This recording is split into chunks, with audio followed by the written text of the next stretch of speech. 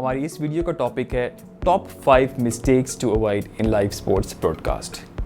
आप में से अक्सर लोग जो मुझे जानते हैं उनको पता है कि मेरा बैकग्राउंड फिल्म, टीवी और उसके बाद अब एक लाइव ब्रॉडकास्ट से मैं उसमें काम करता हूँ और मुझे लगता है कि मैं अभी बहुत सारी चीज़ें सीख रहा हूँ और इंसान को सारे वक्त सीखना भी चाहिए। बिल्कुल आप ये नहीं कर सकते कि आपने कोई चीज़ सीख ली और आपको लगे कि बस अब हो गया। सही करते करते भी आप कई गलतियाँ कर जाते हैं, आपको उनको अवॉइड करना चाहिए।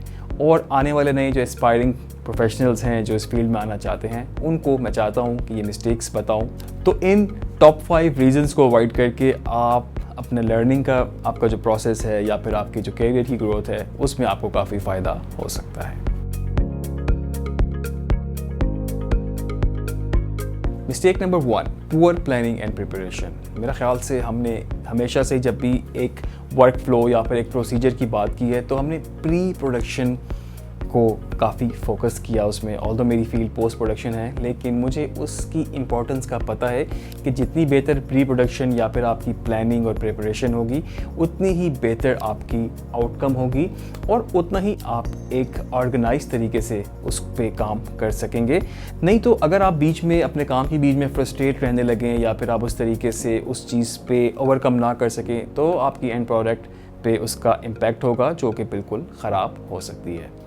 तो सबसे पहली मिस्टेक है कि आपने अवॉइड करना है कि आपकी जो प्लानिंग है वो पुअर नहीं होनी चाहिए। आपका वेल एग्जीक्यूटेड प्लान होना चाहिए और प्रैक्टिकल होना चाहिए। आपकी प्रिपरेशन, आपको सारे प्रोज कॉन्स को माइंड में रखते हुए अपनी प्रिपरेशन करनी चाहिए।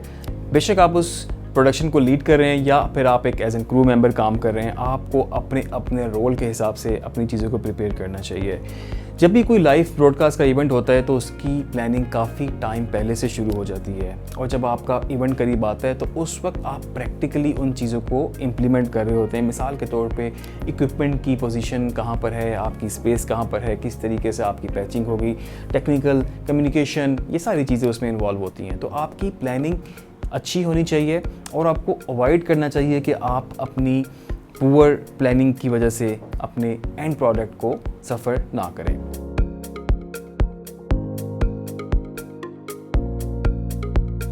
मेरा ख्याल से आपको अपने इक्विपमेंट जिस पे आपको काम करना है आपका उससे फेमिलियर होना बहुत ज़रूरी है। ये इनफैक्ट आपको इतना फेमिलियर होना चाहिए कि आपको कभी कोई चीज़ ट्रबल शूट खुद से करनी पड़े तो आप उसको कर सकें, क्योंकि आपके पास हर दफ़ा कोई ना कोई ऐसी सिचुएशन नहीं होती कि आपके पास कोई इंजीनियरिंग में से, टेक्निकल में से कोई ऐसा रिसोर्स हो जो आपको वो सही करके दे सके। बास प्रोडक्शंस में तो आपको सारी चीज़ें खुद ही लुक आफ्टर करनी पड़ती हैं। तो इन सारी टेक्निकल प्रॉब्लम से बचने के लिए बहुत ज़रूरी है कि आपने अपना फैक्ट्स चेक किया हो प्रॉपर, आपने टेक चेक किया हो, अपने इक्विपमेंट को चेक किया हो और साथ में आपके पास बैकअप भी मौजूद हो। अगर आपके पास लाइव में कोई प्रॉब्लम आ जाए तो आपके पास कोई ऐसा बैकअप, कोई ऐसी मशीन या ऐसी कोई सपोर्ट ज़रूर हो जिसको आप फ़ौरन उसको चेंज करके, इसको यूज़ करके आप अपना वर्क फ्लो को स्मूथ रख सकें।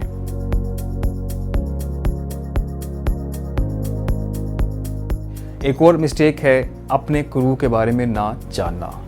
आपको पता होना चाहिए, अगर आप किसी प्रोडक्शन को लीड कर रहे हैं या फिर आप उसको ओवरऑल डील कर रहे हैं या फिर आप किसी डिपार्टमेंट को ही हेड क्यों ना कर रहे हो, तो आपको अपने क्रू के बारे में पता होना चाहिए। क्रू के बारे में पता होने से मतलब मेरा ये है कि उनकी स्किल सेट क्या है, उनकी स्पेशलिटी क्या है और वो किस हद तक काम को कर सकते हैं।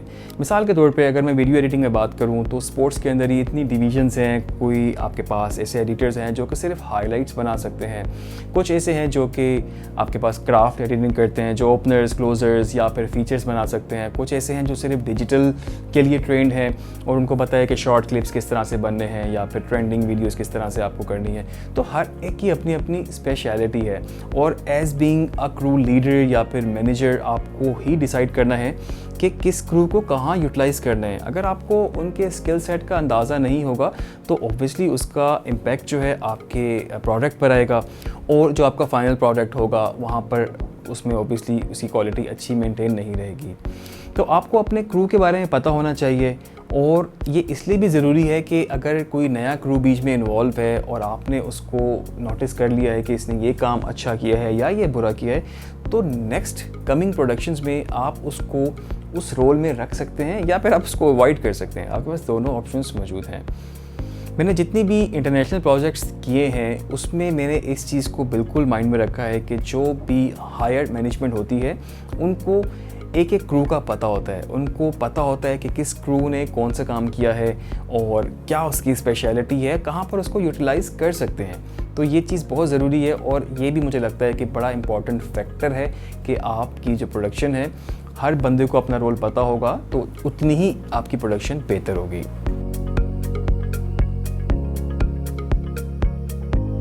एक और बहुत कॉमन मिस्टेक जो मुझे लगता है, ख़ास तौर पे वो लोग जो वक्त के साथ साथ थोड़ा ग्रो करते जाते हैं या फिर आप कह लें कि एज वाइज भी थोड़ा सा आगे प्रोग्रेस करते जाते हैं, तो उनमें एक अनविलिंगनेस आ जाती है नई चीज़ों को अडॉप्ट करने में या फिर उनको सीखने में, और वो थोड़े से ज़रा लिमिटेड से हो जाते हैं। वो कहते हैं अच्छा हमें ये आता है, हम ये कर रहे हैं। देखिए वक्त के साथ साथ टेक्नोलॉजी बदल रही है, इंफ्रास्ट्रक्चर्स बदल रहे हैं, प्रोडक्शंस बदल रही हैं। ख़ास तौर पे कोविड के बाद ब्रॉडकास्ट इंडस्ट्री में बहुत ज़्यादा चेंजेस आए, लोगों ने रिमोट प्रोडक्शन शुरू की और बहुत सारी आप समझ लें रिमोटली जॉब्स भी निकली, और उसके साथ साथ कुछ चीज़ें आउटडेटेड भी होती जा रही हैं वक्त के साथ साथ। हम देखते आए हैं कि और इंडस्ट्री में भी इस तरह की चीज़ें होती रहती हैं कि अगर आपने नई चीज़ को अडॉप्ट नहीं किया, आप नई चीज़ की तरफ नहीं गए, तो फिर आप पीछे रह जाते हैं। तो आपको वक्त के साथ साथ इन चीज़ों को भी साथ में लेके चलना है। तो ये एक बहुत बड़ी मिस्टेक हो सकती है कि अगर आप नई चीज़ों को ना सीखें या फिर अप टू डेट ना रहें।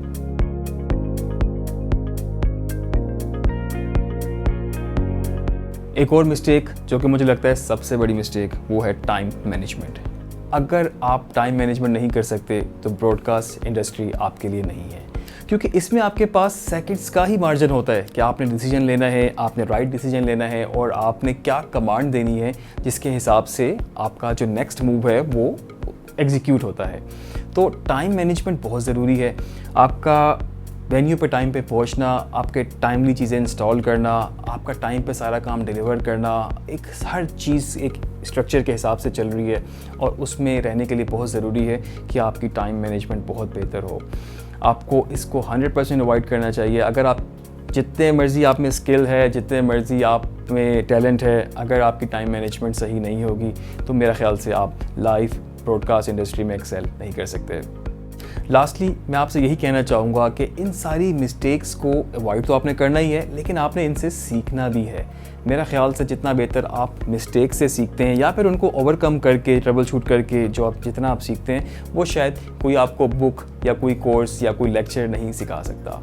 तो बिल्कुल इनसे आप फ़ायदा उठाएँ, इनको ओवरकम करें, इनको ट्रबल शूट करें, और मेरा ख़्याल से इसी के बाद ही आपका जो एंड प्रोडक्ट है वो आपको उसमें एक मेजर डिफरेंस नज़र आएगा, और शायद यही वजह है कि आप अपने कैरियर में मज़ीद एक्सेल कर पाएंगे।